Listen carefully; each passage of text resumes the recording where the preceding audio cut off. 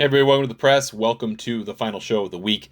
We're going to talk about the LIV event in Spain. We'll talk about the Evian Championship in France. We'll talk for a couple of seconds about the Ascendant on the Corn Ferry Tour. We'll talk about the Kaulig Companies Championship for just a few minutes on the PGA Tour Champions. I'm Ryan Ballingy. Thanks for being here on the last show of this week.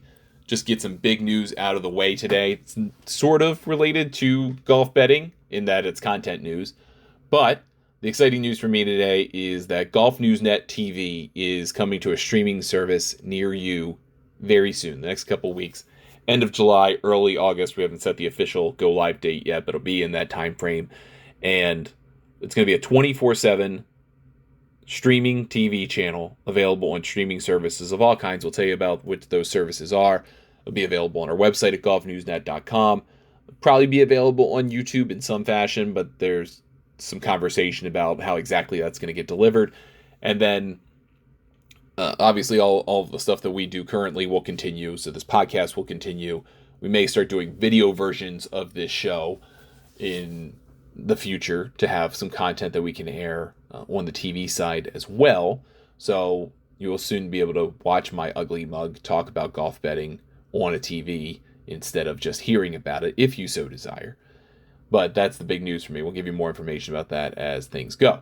Now, as it relates to this week, let's start with the Evian Championship. I hopped on with new buddy Craig Thompson out of Scotland last night. We did a preview podcast for the entire tournament. We did it from a betting perspective.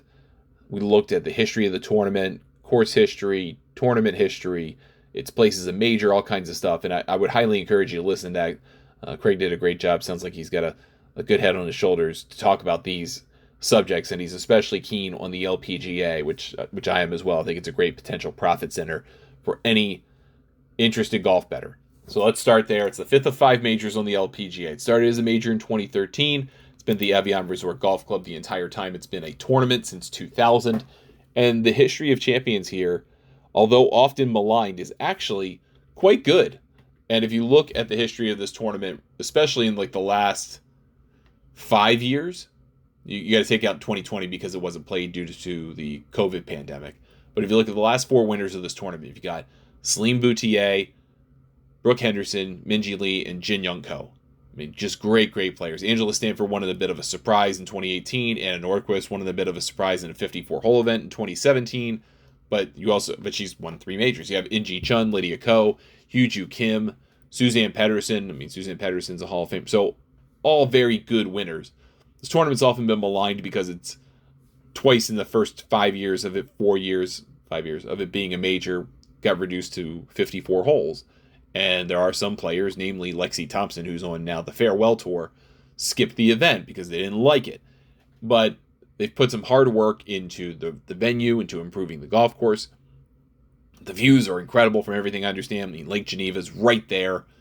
It's a tournament I'd love to get to someday, just haven't yet.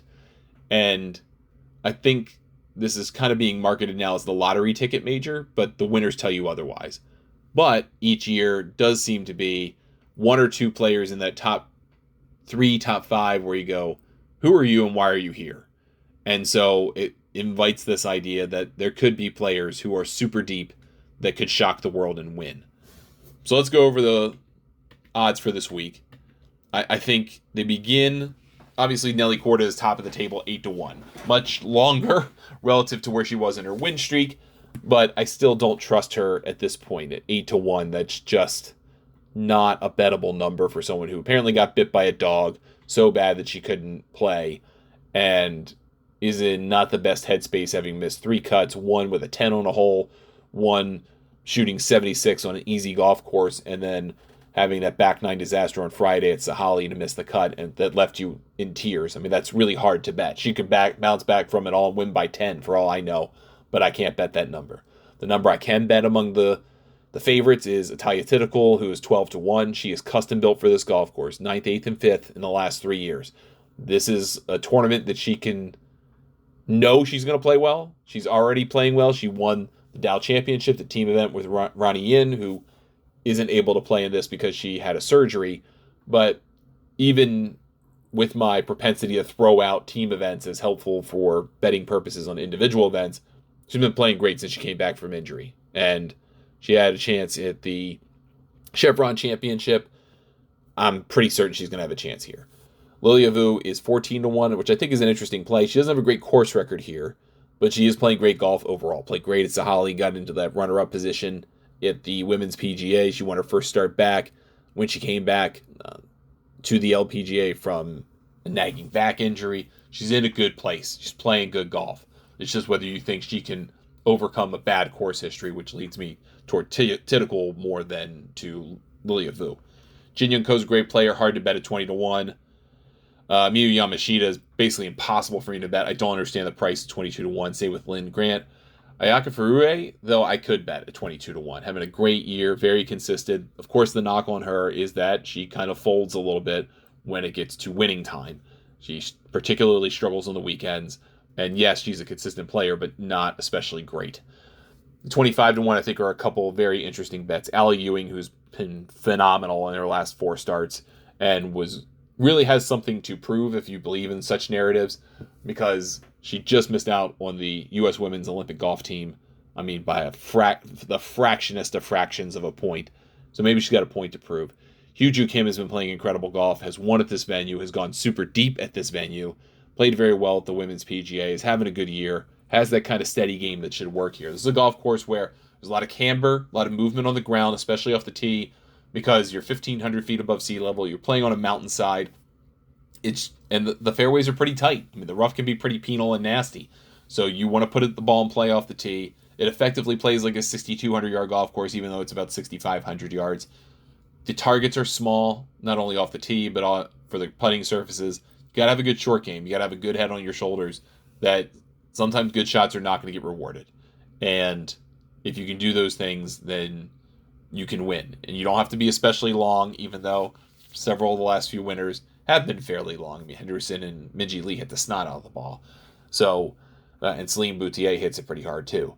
So there is that to it, but I don't think that's a requisite to win.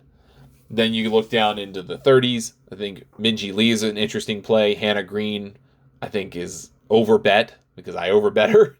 I love what she brings to this, and when she wins, she tends to win on courses with small targets, but I'm probably going to back out on her and Celine Boutier. Yuka Sasso is interesting. She had a good run here last year, and part of a great run in the major championships is now the U.S. Women's Open champion again. Maybe there's something to take from that. Rose Zhang and Nasahata Oka, I think, are both interesting wagers. I'm not convinced Rose Zhang's ready to win a major yet. Nasahata Oka, I believe, is, and she has the game that can do it. Might make her an attractive potential bet. Charlie Hall, I love Charlie Hall. She's great, but she doesn't win enough. 35-1 is not a good price for that. Leona Maguire kind of interests me at 45-1. Just won on the Ladies European Tour.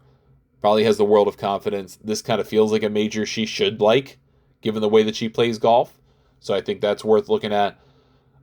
Craig mentioned Jennifer Kupcho at 50-1. My concern is those last 6 holes on the final day of the Dow Championship where it looked like she forgot how to play golf. And she is prone to those kinds of situations where it just kind of goes away out of nowhere. It's kind of strange. I do like Allison Lee. She doesn't particularly do well on the LPGA. So if you think about this as an LET event also, maybe that makes you feel a little bit better about it. Probably a better play is Gabby Ruffles at 75-1. I think is a player capable of winning a major soon, capable of winning on the LPGA plenty. She's starting to kind of come into her own. I think it's an attractive price. But then Lydia Ko's 80-1. I know she's not had a good year since basically February, but this is a venue she absolutely loves. Maybe not quite to the level of consistency as a Taya Tickle, but she's won here, won over 2 majors here. She's played well here, even when she's not playing well overall. Worth a look. Naka Shibuno is worth a look, too. Been great this year. Had a resurgence in her career. Been really good in a lot of tournaments this year. 80-1 is worth a look to me. Going down a little bit more. Some people like Alim Kim. She's had a pretty good year. I will probably not take you up on that. Craig made the case for Lauren Coughlin, who I think is interesting. I think she was 125-1. She's now 110. But maybe she was 110 yesterday when we talked. I don't remember anymore. I love Ingrid Lindblad. I don't think she's ready for this yet, but maybe it's worth a top 10 bet at plus 850. Then you get down a little bit more. Stephanie Kirikou. I Love her game. And I think she was longer the other day when we looked at this. You can find this at different... I'm looking at DraftKings. I did, I believe, see her bet 365 for 200 to 1. She is very erratic. She kind of sprinkles in cuts, T50 finishes, and T15 finishes. I don't know which cycle we're going to get, but I love her game. And Ashley Buhai is worth a look as well, 150 to 1.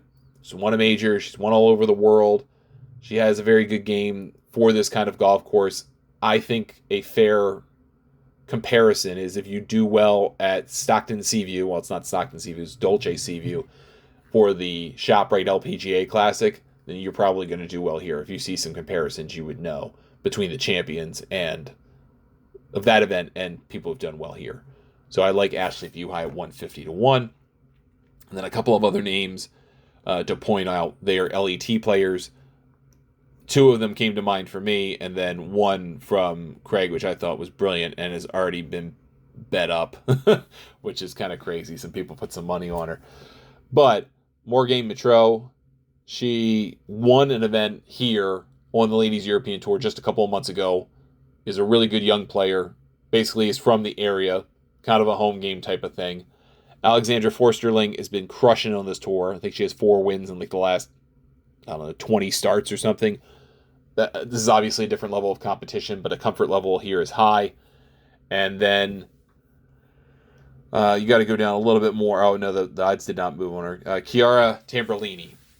She has played so well on the Ladies European Tour this year, and I didn't really know a lot about her game. She is Swiss, so obviously not too far from where we're talking here.